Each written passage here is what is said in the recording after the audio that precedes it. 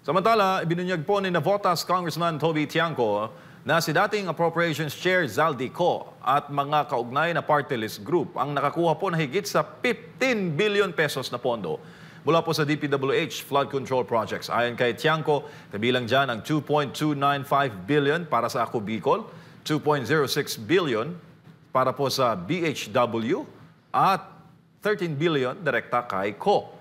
Tinukoy rin si Co bilang may-ari ng Sunwest Construction, isa pa sa mga kontratistang nakakuha ng malaking bahagi ng flood control projects. Sa nakalipas sa 3 taon, nanawagan naman si Tiangco na ipatawag si Congressman Co bilang resource person sa investigasyon nila sa Kamara para masagot po ang mga bintang. Samantala, sinabi naman ni Finance Secretary Ralph Recto sa Senado na higit 100 billion pesos ang nalugi mula sa 2023 dahil sa korupsyon sa DPWH projects na nagdulot daw na mabagal na paglago ng ekonomiya at pagkawala po ng libu-libong mga trabaho.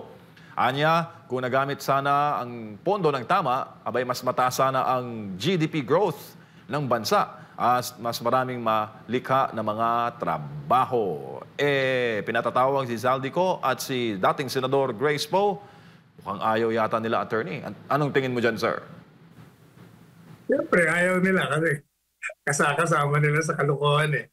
Alam mo, eto kung ako lang ang presidente, ngayon, alam mo ang gagawin ko?